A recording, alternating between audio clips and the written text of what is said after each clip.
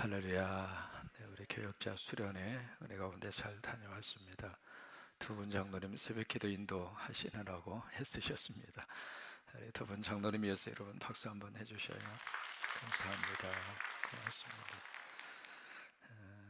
이렇게 앉아서 예배 드릴 때하고 여기 와서 예배 인도할 때하고 다릅니다. 수고 많이 하셨고요.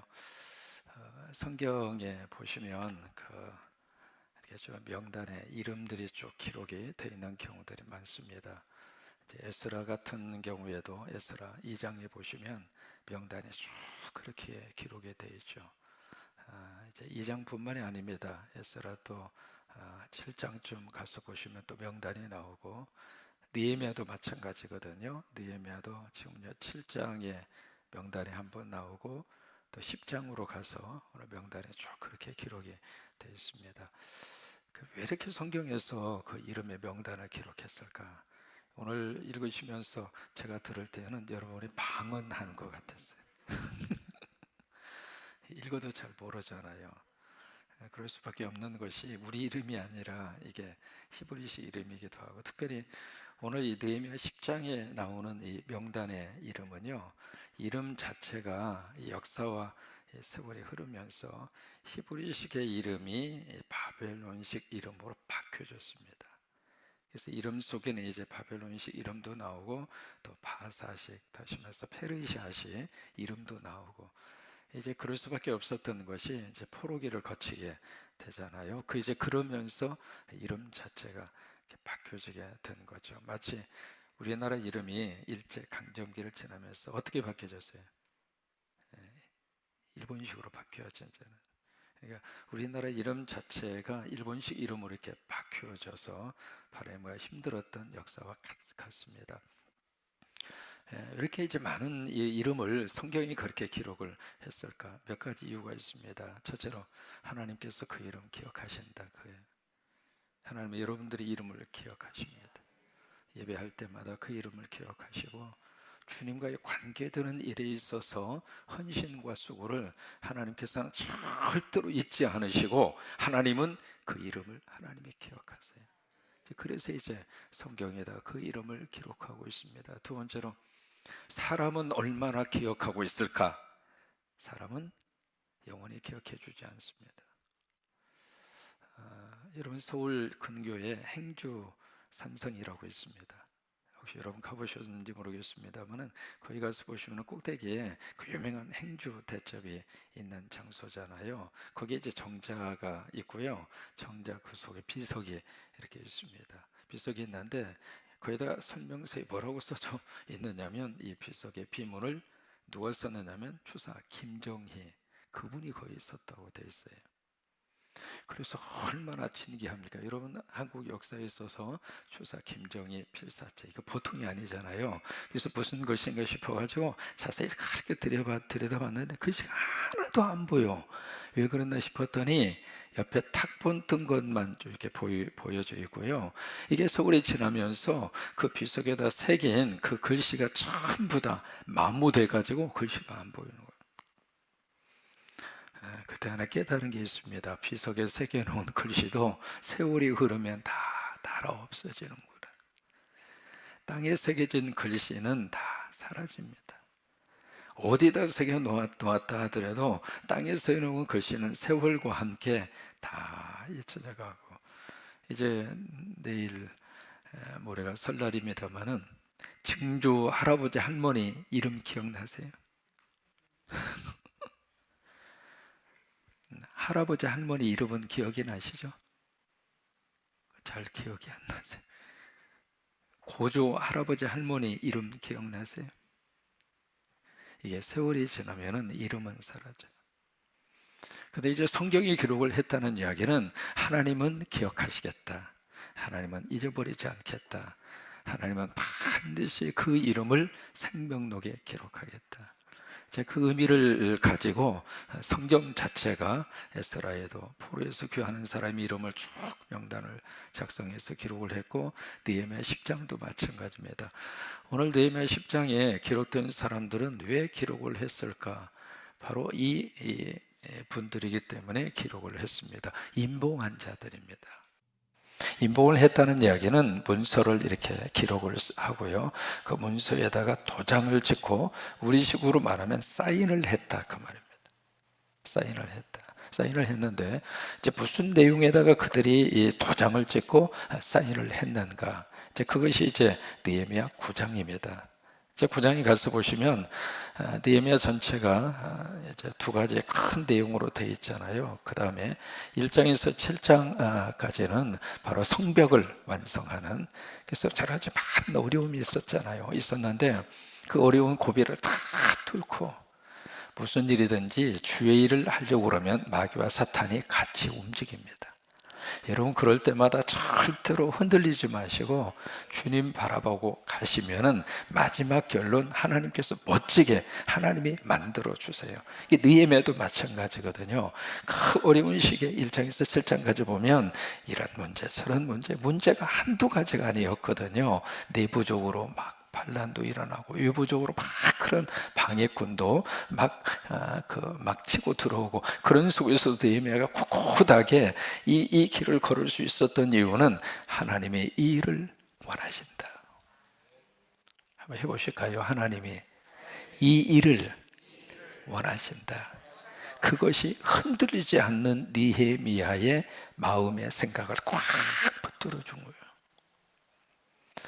그래서 흔들리지 않고 이거 하나님이 원하시는구나. 여러분 주의를 감당하실 때 기도 가운데 이거 하나님 원하시는구나. 그러면 누가 뭐라 그래도 그 주님 믿음 꽉 붙잡고 가는 거예요. 그래서 느헤미야가 흔들리지 않고 이게 52일 만에 성벽이 이제 완성이 된 거예요. 기적 같은 일이 일어나게 된 거죠. 하나님이 함께 하시면 불가능한 일도 가능하게 됩니다. 안 되는 일도 될 수 있습니다. 못할 수밖에 없는 환경 속에서도 하나님이 함께 하시면 할 수 있습니다. 여러분 그걸 믿으시면 크게 아멘! 왜? 내가 하는 것이 아니라 하나님이 하시니까. 우리 자녀들의 인생도 똑같아요. 우리 자녀가 뭘 할 수 있을까? 우리 생각이죠. 하나님이 함께 하시면 길을 열어주시는 거예요. 문도 열어주시는 것이고, 하나님이 함께 하시면 높여주시는 것이고, 하나님이 함께 하시면 하나님이 쓰시는 거예요. 그래서 52일 만에 이 거대한 거의 한 5km에 해당하는 이 성벽을 멋지게 다 완성했어요. 그러면 7장으로 끝나야 되는데 느헤미야는 그렇지 않습니다. 8장 이하의 말씀으로 이어져요. 왜 그럴까요? 성벽 완성, 그게 전부 다가 아니에요.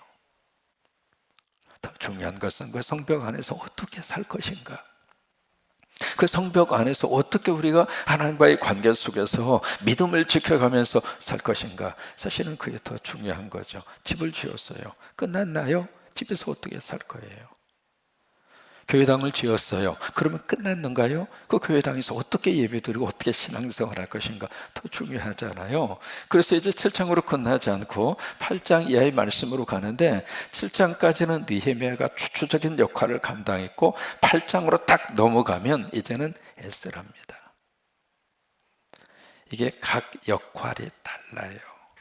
내가 할 일이 있고 옆에 있는 사람이 할 일이 있고, 저분이 할 일이 있고, 또 우리 지역장님이 하실 일이 있고, 교구 장로님이 하실 일이 있고, 각 분야가 틀려요.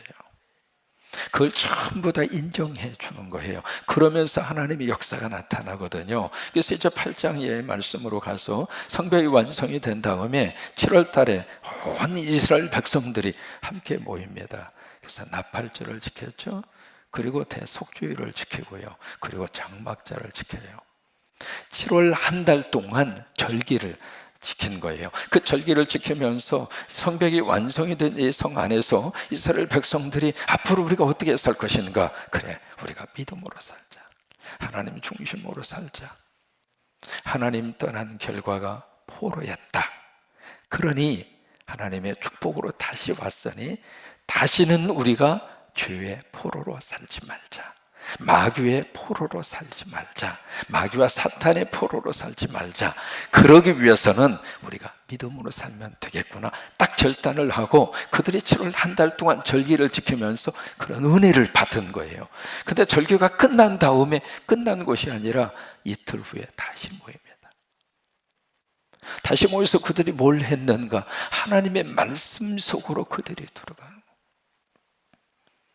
여러분 금년 한 해 동안 하나님의 말씀 속으로 깊이 들어가 보세요.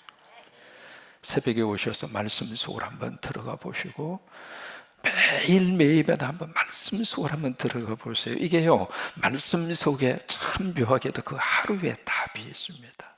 그 말씀 속에 우리 인생의 답이 있고, 그 말씀 속에 가정을 꾸려가야 할 답이 있고, 그 말씀 속에 답답함을 풀어줄 수 있는 시원한 하나님의 축복의 광맥이 그 말씀 속에 있어요. 그래서 이틀 후에 다시 모여가지고 그들이 다시 결단을 한 겁니다. 결단을 하고 나서 나타난 것이 느헤미야 9장이에요. 그래서 이제 느헤미야 9장 38절에 그 부분이죠. 38절을 보시면 이렇게 이제 그들이 서로 결단을 하고 9장 38절에 그렇게 고백을 합니다. 우리가 이 모든 일로 말미암아.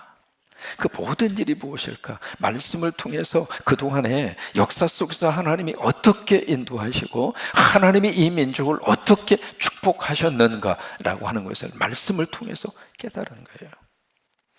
그래서 이 모든 일이라고 하는 그 단어 속에 아브라함부터 시작을 해서 아브라함을 어떻게 선택하시고 자기 조상들의 이야기죠. 조상들의 이야기와 역사 속에서의 하나님이 이 민족 가운데 어떻게 일을 하시고 이 민족 가운데 어떻게 하나님이 인도하셨는가, 그것을 깨달은 거예요.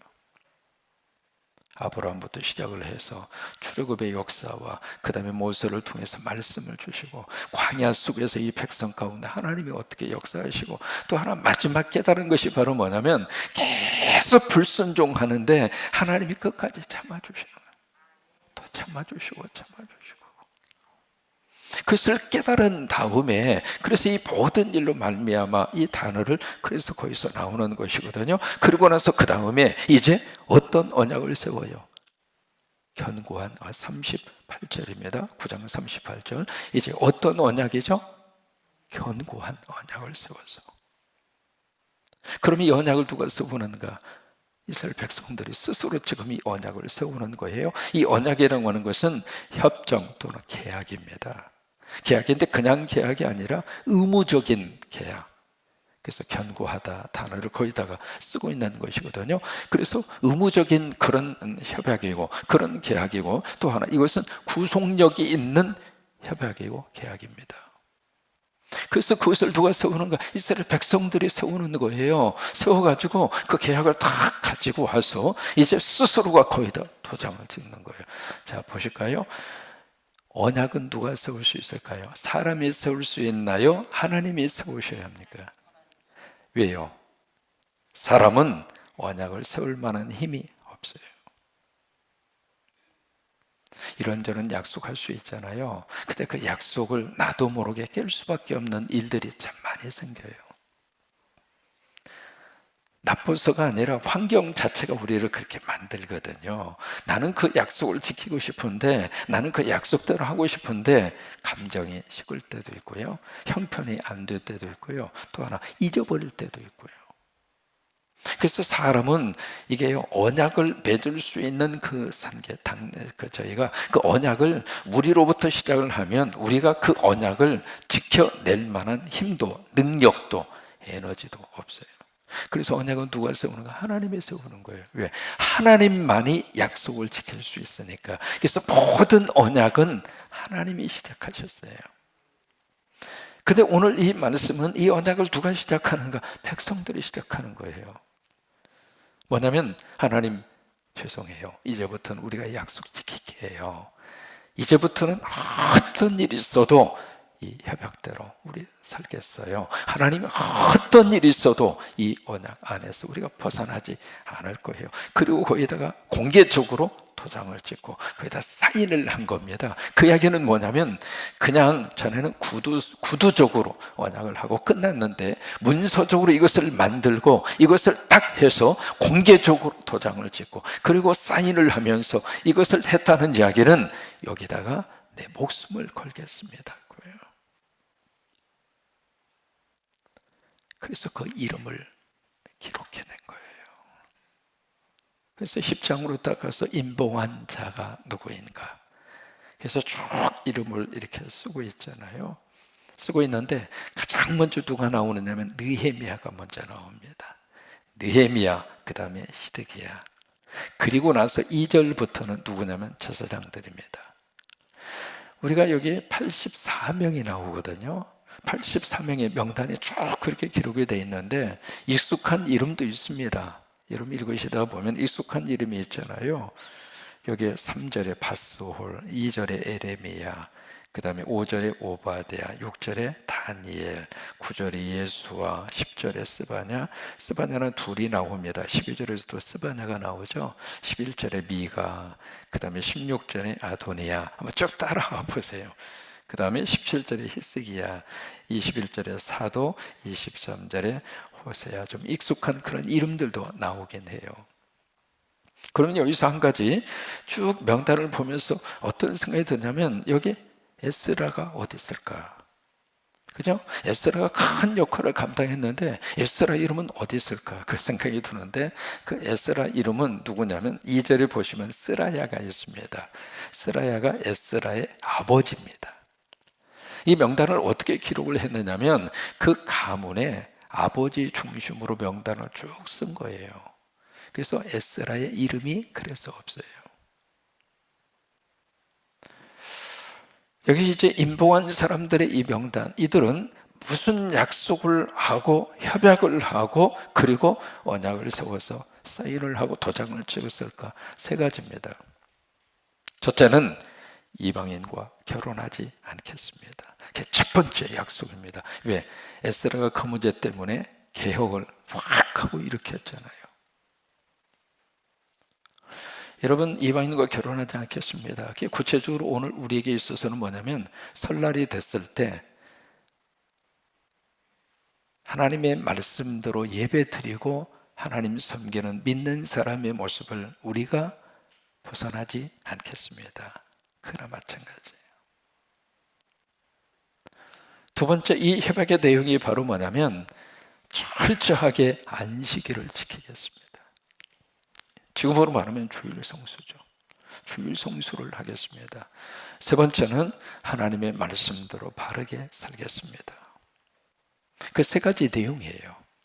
그 내용을 가지고 도장을 찍고 사인을 한 거예요. 그럼 그렇게까지 할 이유가 있었을까? 그 이야기는 바로 뭐냐면 그렇게 안 하고 살고 있다 그 말이에요. 그래서 이제부터는 그렇게 살겠습니다. 그러면서 이제 도장을 찍는데 여기에 가장 먼저 나온 사람이 누구냐면 총독 느헤미야입니다.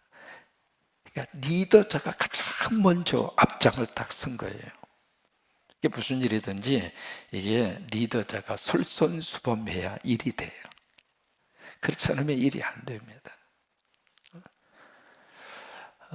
인도의 지도자 가운데 간디가 있잖아요. 그 간디에게 한 어머니가 한 아이를 데리고 간디에게 왔습니다. 와가지고 선생님, 우리 아이가 사탕을 너무 좋아하는데 건강이 안 좋다고 한 말씀만 해주세요. 그러니까 간디가 어머니하고 애를 이렇게 보다가 15일 후에 돌아오세요. 다시 오세요. 그리고 돌려보내는 거예요.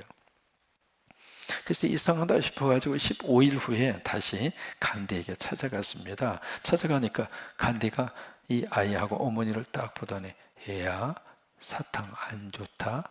건강에 참 안 좋아. 이제는 먹지 마. 알았지? 그러는 거예요. 그러니까 이 엄마가 아니 그 말씀을 15일 전에 그냥 하시지. 왜 15일 후에 다시 와서 꼭 그 후에 이 말씀을 하실까 싶어가지고 궁금해서 물었습니다. 선생님 왜 15일 후에 그 말씀을 하세요? 그러니까 간디가 하는 말이 내가 15일 전에는 나도 사탕을 먹고 있었다고.